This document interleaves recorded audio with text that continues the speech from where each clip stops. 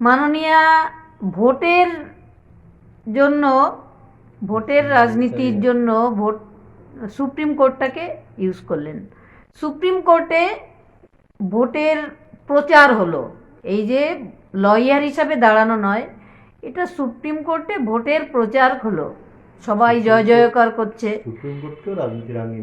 Supreme কোর্টকেও আমাদের মানে এখানে রাজনীতির আঙিনায় নিয়ে আসা যায়, সেটাও প্রমাণ করলেন। তো সেদিন 9 আগস্ট 2024 মাননীয়া কোথায় ছিলেন? আমার মেয়েটা তো স্বাস্থ্য দপ্তরের কর্মী ছিল, এবং সে আরজিকর হসপিটাল, একটা হসপিটাল অ্যান্ড মেডিকেল কলেজ, সেটা একটা একদম কলকাতার বুকে। সেদিন ঘটনাটা শোনার পরে মাননীয়া বিনীত গোয়েলের সঙ্গে রাত্রি 2টো অবধি কথোপকথন করেছেন, রাত্রে ঘুমাতেও পারেননি।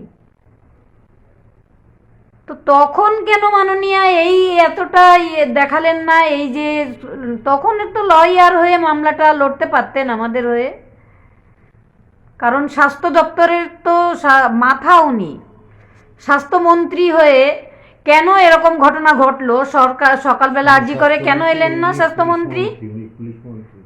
উনি পুলিশ মন্ত্রী, ওনার পুলিশ কি তদন্ত করলো? ওনার যে উনি নির্দেশেই পুলিশ সমস্ত তদন্তটা ধামাচাপা দিল। কাদের বাঁচাতে চাইলেন মাননীয়া? কয়েকটা দুর্বৃত্ত ডাকাত, দলদাস পাচাটা? আমার একটা মেয়ে ডাক্তার, সে মারা গেল, আর কতগুলো তার দলদাস